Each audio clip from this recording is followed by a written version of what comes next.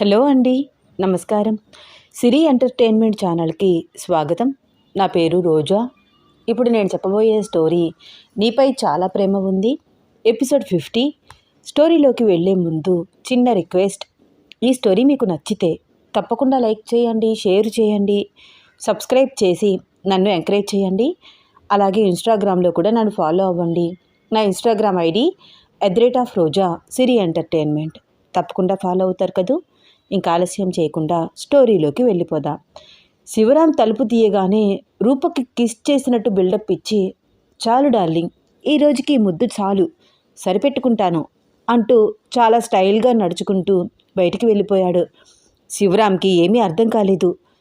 వీళ్ళిద్దరి మధ్య ఏం జరుగుతోంది? అర్జున్ తన ముందే ఇలా ఉంటే తాను లేనప్పుడు ఎలా ఉంటాడు అని ఆలోచిస్తూ వెళ్ళిపోతున్న అర్జున్ వెనకాలే వెళ్తూ, ఒరే అర్జున్, ఆగరా, ఆగు. ఏంటి డాడీ, మంచి మూడ్లో ఉన్నాను, మీతో తర్వాత మాట్లాడతాను. ఏంట్రా, ఒక పక్కన పిలుస్తూనే ఉన్నాను, తర్వాత మాట్లాడతాను అని చెప్పి వెళ్ళిపోతున్నావు?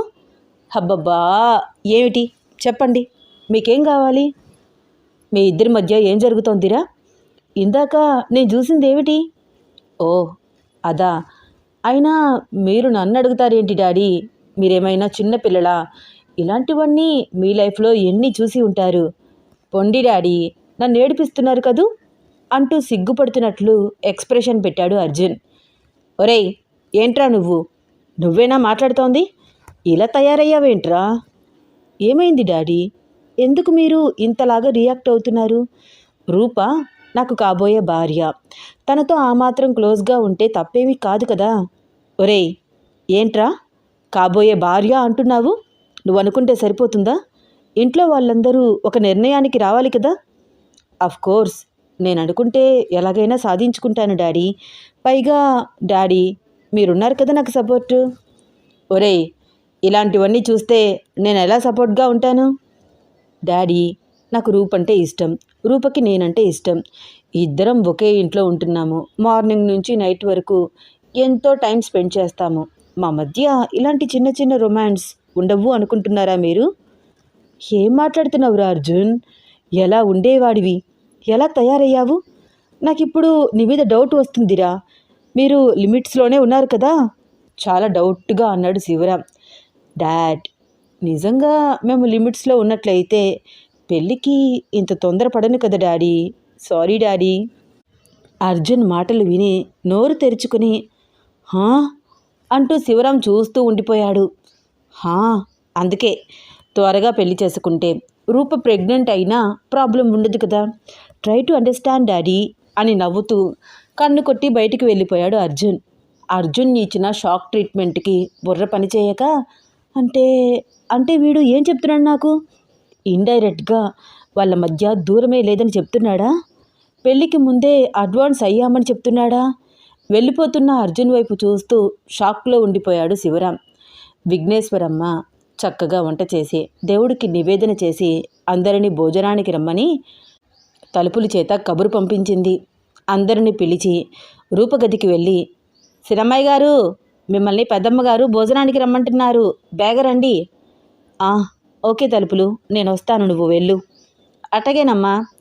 బాబోయ్, ఇప్పుడు అందరితో కలిసి భోజనం చేయాలా? అర్జున్ సార్ ఎక్కడ ఉన్నారు? కళ్ళతోనే వెతుకుతూ అర్జున్ ఎక్కడా కనిపించకపోవడంతో భయపడుతూ ఇంటికి వెనకగా ఉన్న భోజనాల శాలకి వెళ్ళింది రూప.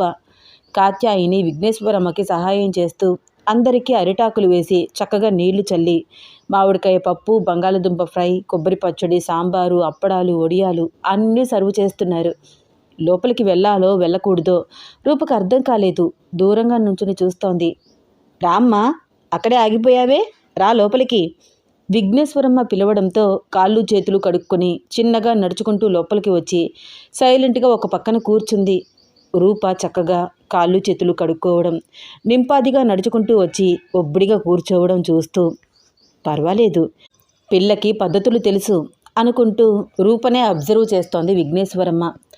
ఇది నీ ఇల్లే అనుకో, మొహమాట పడకు. రూప వైపు చూసి నవ్వుతూ, అవునమ్మాయి, మీ అమ్మగారు వాళ్ళది ఏ ఊరు అడిగింది విఘ్నేశ్వరమ్మ. రూపకి కొంచెం కంగారుగా అనిపిస్తోంది. భయపడకుండా వాళ్ళ ఊరు చెప్పింది. రూప చెప్పిన సమాధానం వింటూ ఆలోచిస్తూ కొంచెం తల ఊపుతూ, అవునా, మరి మీ నాన్నగారి పేరేమిటి అంటూ వెంటనే మరొక ప్రశ్న వేసింది విఘ్నేశ్వరమ్మ. నాన్నగారు చిన్నప్పుడే చనిపోయారు, ఆయన పేరు అంటూ వాళ్ళ నాన్నగారి పేరు చెప్పింది. అయ్యో రామ, చిన్న వయసులోనే తండ్రి లేని లోటు. ఏమిటో ఆ భగవంతుడు చిత్రమైన కథ నడిపిస్తూ ఉంటాడు. సిద్ధేశ్వరయ్య, శివరాం, అర్జున్ కూడా వచ్చి భోజనానికి కూర్చున్నారు. అప్పటికే భోజనం చేయడానికి వచ్చిన రూప వైపు చూస్తూ, నీ ఫోన్ ఏది అన్నట్లు కళ్ళతోనే సైగ చేశాడు అర్జున్. వెంటనే రూప తన ఫోన్ తీసి చూసింది. వరుసగా అర్జున్ చేసిన మెసేజ్లు ఉన్నాయి. ఎక్కడికి వెళ్ళావు రూపా? భోజనానికి పిలుస్తున్నారు. నువ్వెక్కడున్నావో తెలియట్లేదు. ఇల్లంతా చూస్తున్నాను. నువ్వు సింగిల్గా మా నానమ్మ ముందుకు వెళ్ళకు. నిన్ను ఒక్కదాన్ని చేసేసి క్విజ్ ప్రోగ్రాం మొదలు పెట్టేస్తుంది. జాగ్రత్తగా డీల్ చేయి. ఇట్స్ ఓకే, నువ్వెక్కడ ఉన్నా భోజనాల శాల వైపు వచ్చేసేయి. నేను వెళ్తున్నాను. మళ్ళీ మనం ఇద్దరం కలిసి వెళ్తే వాళ్ళకి డౌట్ వస్తుంది. ఇలా వరుసగా అర్జున్ పంపించిన మెసేజ్లు. ఆ మెసేజ్లన్నీ చదివి రూప పెదవుల మీద చిన్న చిరునవ్వు. సారీ సార్, భోజనానికి రమ్మని పిలవగానే వచ్చేశాను. మీరన్నది నిజమే. అమ్మమ్మ గారు ప్రశ్నల మీద ప్రశ్నలు వేస్తున్నారు అంటూ అర్జున్కి మెసేజ్ పంపించింది. ఇట్స్ ఓకే, భయపడకు. అబద్ధం చెప్పకుండా ప్రతిదీ నిజమే చెప్పు.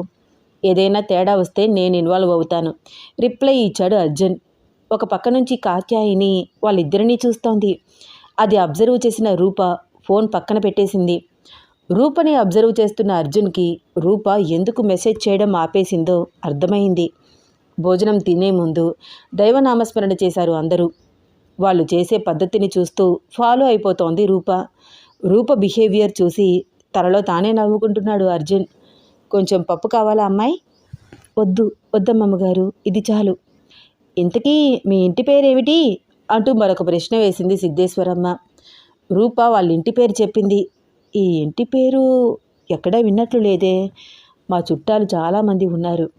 ఒక్కరికి కూడా ఇలాంటి ఇంటి పేరు నేను వినలేదు ఆలోచిస్తోంది సిద్ధేశ్వరమ్మ. రూప భయంగా అర్జున్ వైపు చూసింది.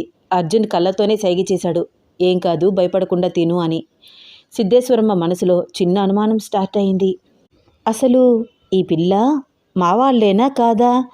వాడు మన వాళ్ళ అమ్మాయిని ప్రేమించకుండా వేరే వాళ్ళ అమ్మాయిని ప్రేమించాడా అనుకుంటూ అర్జున్ వైపు అనుమానంగా చూస్తూ ఆలోచిస్తోంది. భోజనం అంతా కంప్లీట్ అయ్యి అందరూ పెరుగులోకి వచ్చేశారు.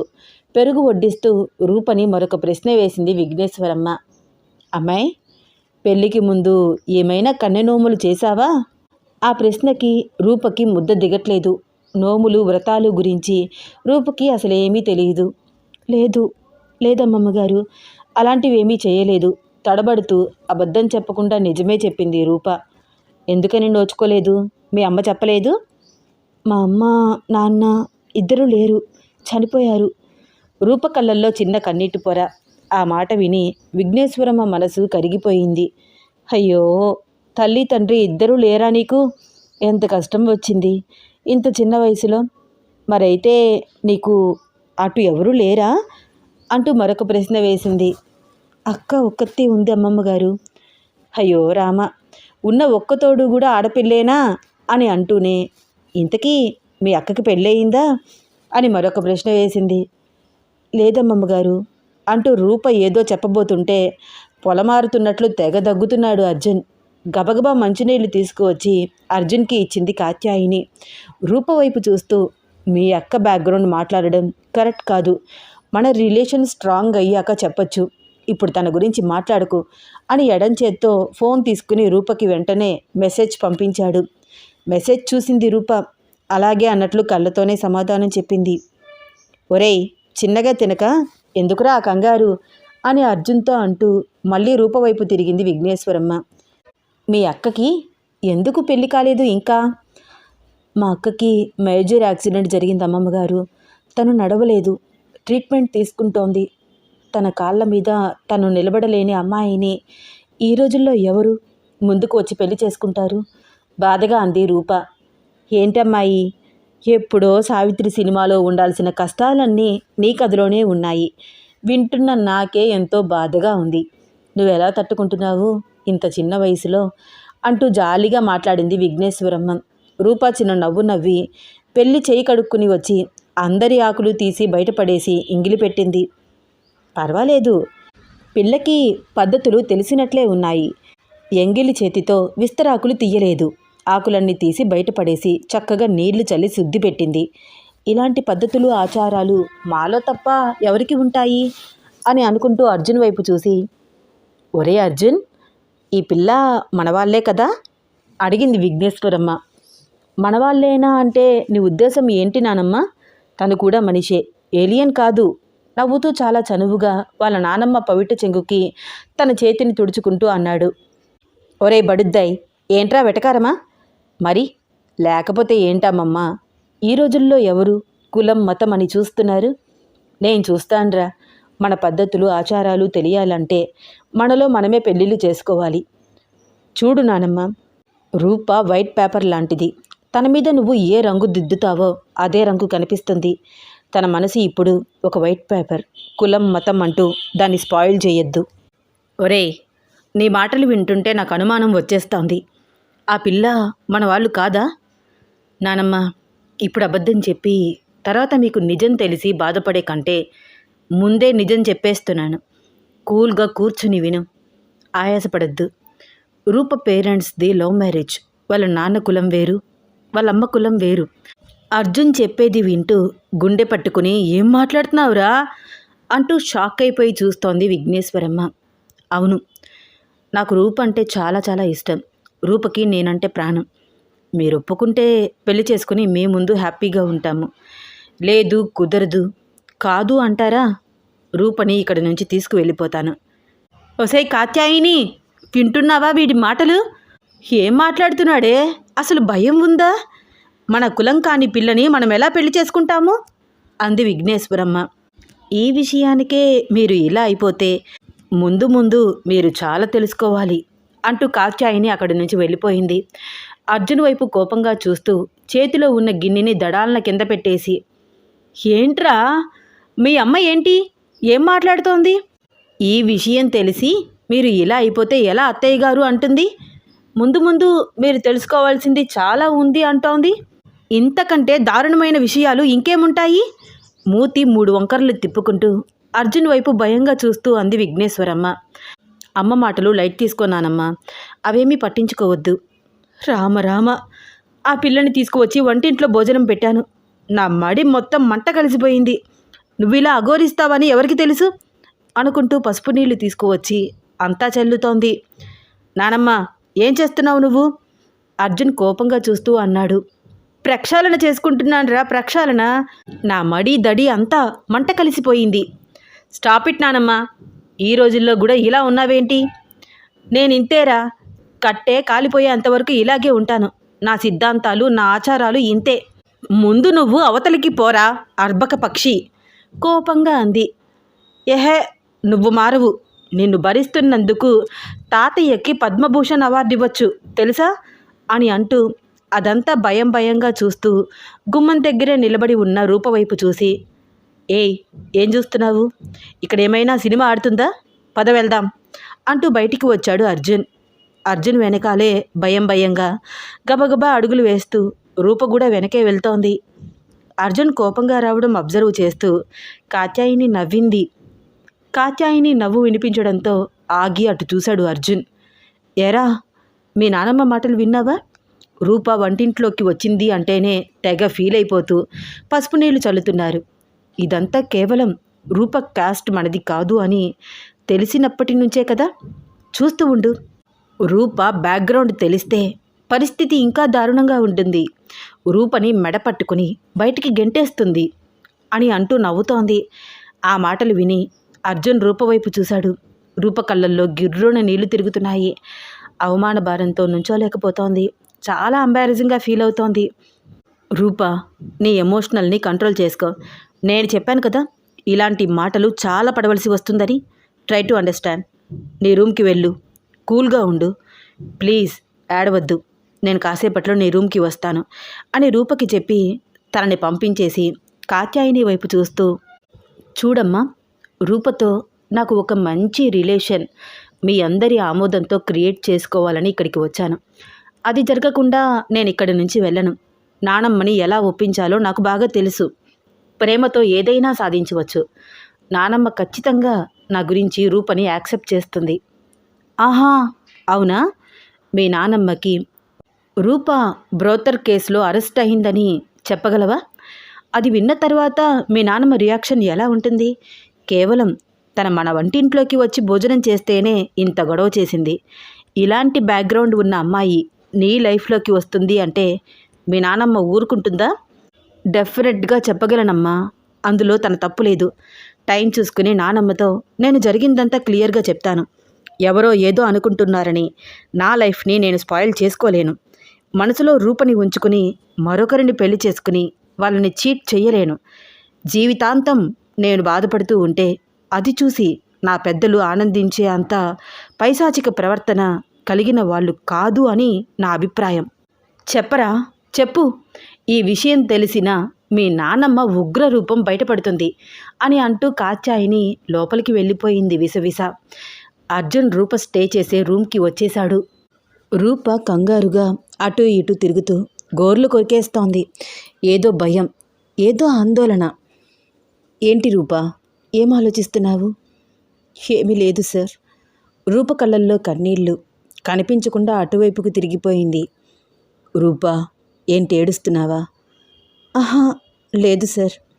రూపా, నీకు నేను ముందుగానే చెప్పాను స్ట్రాంగ్గా ఉండాలి అని. ఇలా ఏడవకూడదు అంటూ రూపని తన వైపుకు తిప్పుకుని కళ్ళు తుడుస్తూ నేనున్నాను కదా, నేను చూసుకుంటాను అన్నాడు అర్జున్. అర్జున్ అంత ఓదార్పుగా మాట్లాడుతుంటే అర్జున్కి దూరంగా ఉండడం తన వల్ల కాలేదు. కౌగలించుకుంది రూప ఎమోషనల్ అవుతూ. రూపని దగ్గరగా తీసుకున్నాడు అర్జున్.